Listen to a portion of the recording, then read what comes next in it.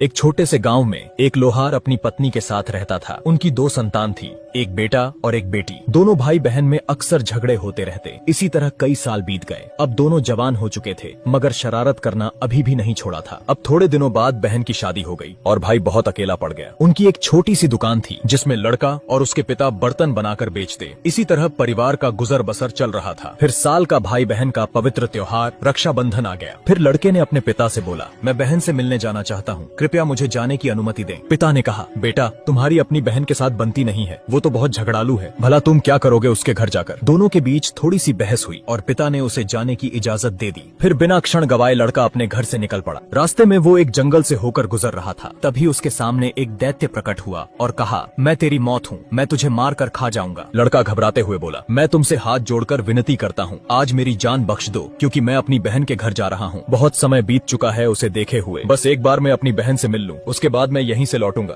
फिर तुम अपनी इच्छा पूरी कर लेना। इस पर दैत्य ने कहा, ठीक है, मैं तुम्हें जाने दे रहा हूँ, मगर लौटकर जरूर आना, वरना अच्छा नहीं होगा। दैत्य से पीछा छुड़ाकर वह जैसे ही थोड़ी दूर पहुंचा, तभी एक विशाल अजगर ने उसका रास्ता रोक लिया और निगलने की मंशा से आगे बढ़ने लगा। फिर अजगर उसके नजदीक पहुंचा और कहा, मुसाफिर तुम तो बहुत हष्ट पुष्ट हो, तुम्हें निगलकर तो मेरी भूख कई दिनों तक शांत रहेगी। तब लड़के ने अजगर से भी वही कहा, बहन से मिलकर जब मैं यहाँ से लौटूंगा तब आप मुझे निगल जाना, मैं विनती करता हूँ कि अभी मुझे जाने दें। फिर अजगर ने भी उसे जाने दिया। मार्ग पर आगे बढ़ते हुए लड़का सोच रहा था, न जाने इस खौफनाक जंगल में आगे कौन सी बला मेरा इंतजार कर रही है। अब डरा सहमा हुआ लड़का कुछ दूर चला ही था कि तभी एक खूंखार भालू उसके समीप आ पहुंचा और मुंह से लार टपकाते हुए उसे खाने के इरादे से आगे बढ़ने लगा। देर हो जाती इससे पहले लड़के ने कहा, ठहरो ठहरो जरा, पहले मेरी बात तो सुनो। ये सुन भालू शांत होकर रुक गया। तब लड़के ने कहा, मुझे तुम भोजन बनाओ, उससे पहले मैं तुम्हें कुछ कहना चाहता हूँ। बात दरअसल ऐसी है कि मुझे अपनी बहन से मिले हुए कई वर्ष हो चुके हैं और आज मैं उसी से मिलने के लिए जा रहा हूँ। आप तो मुझे बाद में भी शिकार बना सकते हो, जब मैं अपनी बहन से मिलकर इसी मार्ग से लौटूंगा। ये सुन भालू ने थोड़ी देर विचार किया और आखिरकार रास्ता छोड़ते हुए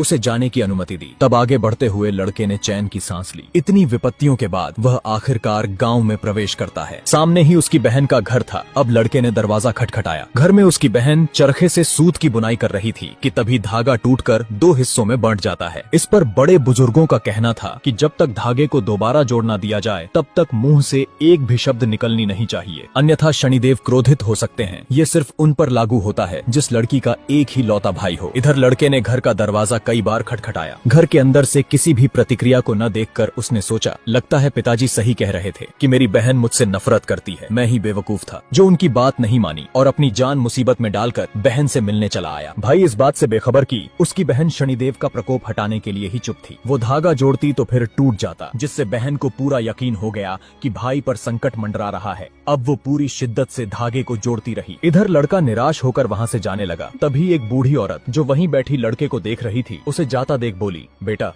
तुम जरूर उस लड़की के भाई होगे, मैं यही बगल में रहती हूँ और तुम्हारी बहन को अच्छे से जानती हूँ। वो अक्सर तुम्हारी बातें किया करती है, पर तुम उससे बिना मिले क्यों जा रहे हो? लड़के ने कहा, जब मेरी बहन मुझसे मिलना ही नहीं चाहती तो मैं यहाँ दरवाजे पर खड़े रहकर क्या करूँगा? ये बोलकर वह आगे बढ़ गया। वहीं उसकी बहन निरंतर प्रयास करने के बाद आखिरकार धागा जोड़ने में सफल रहती है और झटपट भागते हुए द्वार की तरफ बढ़ती है। जब उसने दरवाजा खोला तो वहाँ कोई नहीं था, जिस पर बहन उदास हो जाती है। तभी वो बुढ़िया वहाँ आकर कहती है, बेटी तुम्हारा भाई ज्यादा दूर नहीं गया होगा। फिर वो दौड़ते हुए भाई के पीछे गई। लड़की ने देखा कि उसका भाई बस उससे कुछ ही दूरी पर था। तब उसने नाम लेकर पुकारा, अर्जुन रुको मेरे छोटे भाई। आवाज सुनकर वो रुक गया, मगर उसके चेहरे पर नाराजगी साफ दिख रही थी। फिर बहन आकर उससे कहती है, छोटे भाई तुम्हारी नाराजगी जायज है, इसके अलावा मैं करती भी तो क्या? तुम पर शनि महाराज का प्रकोप था जिसे टालने के लिए मुझे रुकना पड़ा, मगर अब सब ठीक है, अब तुम मेरे साथ चलो। फिर दोनों भाई बहन टांगे पर बैठकर घर की तरफ लौट गए। घर पहुंचकर बहन अपने भाई से बोली, तुम यहाँ आराम करो, मैं बस कुछ ही देर में भोजन बनाकर लाती हूँ। फिर उसने तुरंत चूल्हे पर भात चढ़ाया और दूसरी तरफ सब्जी। थोड़ी देर में भोजन बनकर तैयार हो गया। फिर खाना परोसा गया। घर में बहन का एक पुत्र था, वो भी आकर अपने मामा के पास बैठ गया। फिर सबने एक साथ भोजन किया। अब जैसे ही अर्जुन थोड़ी देर विश्राम करने लेटा, उसे थकावट के कारण गहरी नींद आ गई। फिर अगले दिन सावन पूर्णिमा आया। भोर होते ही बहन ने भाई अर्जुन को तिलक लगाकर राखी बांधी। अब 4 दिन बीत गए। फिर अर्जुन ने बहन से कहा, बहना आज दोपहर मुझे वापस घर जाना है, क्योंकि पिताजी अकेले दुकान नहीं संभाल सकते। फिर बहन तुरंत अर्जुन के खाने का इंतजाम कर करते हुए अनाज के बोरे से बाजरा निकालकर पीसने लगती है। मगर बाजरे की बोरी अब 2 सांपों का घर बन गया था। लेकिन किसी कारणवश एक सांप उसी में मर गया और उसका जहर पूरे बाजरे में फैल गया। इस बात से अनजान वह बाजरे की रोटी बनाकर अपने भाई को रास्ते में खाने के लिए दे देती है। अर्जुन भी अपने घर की तरफ निकल पड़ता है। भाई को छोड़कर बहन जब घर में आई तो उसने देखा कि चूल्हे पर एक रोटी बची हुई थी जिसे कौवा खा रहा था। फिर अचानक से वह तड़पने लगा और मुंह से सफेद झाग निकलते हुए उसके प्राण छूट गए। ये दृश्य देख बहन को घबराहट होने लगी और भागते हुए जाकर उसने बाजरे की बोरी में देखा तो उसमें एक मृत सांप था। ये देख बहन के पैरों तले जमीन खिसक गई। फिर उसने सोचा कि कहीं मेरा भाई वो जहरीली रोटी न खा ले। अब बिना समय गवाए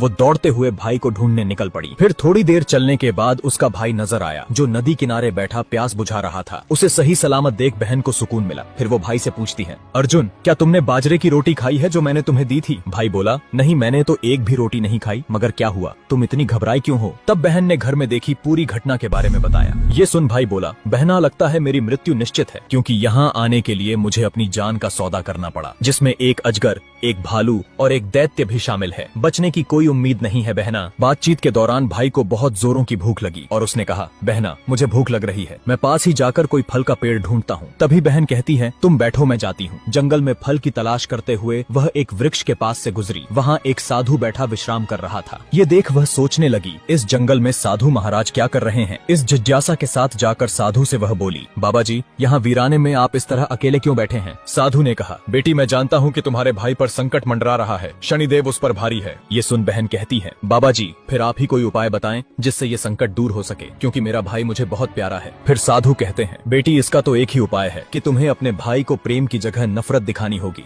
और जब तक तुम्हारे भाई का विवाह ना हो जाए तब तक उसका ख्याल ऐसे ही रखना होगा, फिर संभवतः ये संकट टल जाएगा। तब बहन मन में विचार करते हुए अपने भाई के पास लौटी और कहा, छोटे भाई मुझे माँ से मिले हुए बहुत दिन हो चुके हैं, इसलिए मैं भी साथ चलूंगी, मगर जाने से पहले मुझे घर से कुछ कपड़े लेकर आना है। तुम यही मेरा इंतजार करना, मैं जल्द ही लौट आऊंगी। घर जाकर उसने अपने पति को सारा वृत्तांत कह सुनाया और बेटे को संभालने के लिए भी कहा, थोड़े दिनों में वापस लौट आऊंगी। ये बोलकर घर से निकल पड़ी। रास्ते में उसने एक मुर्गी खरीदी और एक जीवित मछली और आखिर में एक बकरी। फिर भाई बहन दोनों खौफनाक जंगल के रास्ते आगे बढ़ते हैं और कुछ देर चलने के बाद उनका सामना भालू से होता है। तभी बहन झोले से मछली निकालकर जमीन पर फेंक देती है। अब भालू मछली खाने में व्यस्त हो गया। इधर दोनों जान बचाकर भाग निकले। अभी मुसीबत टली नहीं थी, क्योंकि अब भाई बहन का सामना उस भीमकाय अजगर से होता है। फिर जल्दी से बहन ने मुर्गी निकालकर जमीन पर रख दी। अजगर उसे निगलने के लिए आगे बढ़ता है। मुर्गी फुर्तीली थी, वो जंगल में भाग गई। अजगर भी उसके पीछे चला गया। इस तरह बहन ने एक बार फिर से समझदारी दिखाते हुए मुसीबत टाल दी और दोनों आगे बढ़ चले। अब चलते हुए दोनों घने जंगल में आ पहुंचे, जहां दैत्य लड़के का बेसब्री से इंतजार कर रहा था। जैसे ही बहन की नजर दैत्य पर गई, वह तुरंत बकरी लेकर उसके सामने आई और भाई की जान बख्शने की उससे विनती करने लगी। ये सुन कुछ देर विचार करने के बाद दैत्य बकरी लेकर वहां से चला गया। सभी मुसीबतों का सामना करते हुए दोनों भाई बहन आखिरकार घर पहुंच गए। वहीं द्वार पर लड़के के माता पिता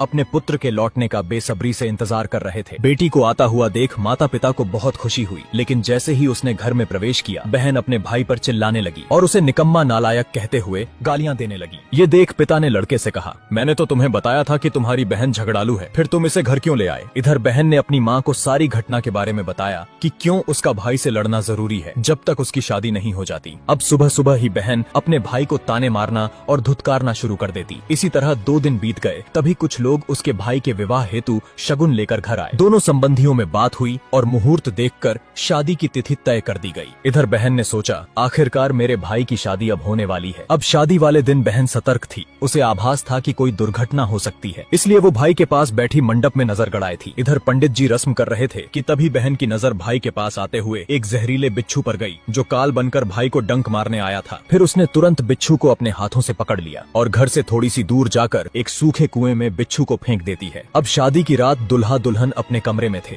इधर बहन को चिंता हो रही थी कि न जाने कौन सी मुसीबत कहां से आ जाए, इसलिए वो भाई की रक्षा के लिए उसके दरवाजे के बाहर ही बैठी रही। समय बीतते देख काल नाग का रूप धारण कर घर के अंदर जाने का प्रयास करने लगा, लेकिन बहन डंडा लेकर द्वार पर खड़ी हो गई और उसने नाग को रोकने का भरसक प्रयास किया। इसी जद्दोजहद में सुबह हो गई। अब संकट टल चुका था और वह नाग जो भाई की मृत्यु बनकर आया था लौट गया। अब जाकर बहन ने चैन की सांस ली और थोड़ी देर सो गई। जब आंख खुली तो उसने देखा कि घर में बहुत शांति थी। सभी रिश्तेदार जा चुके थे। फिर आखिर में माता पिता और अपने भाई भाभी से मिलकर बहन वापस अपने घर चली जाती है।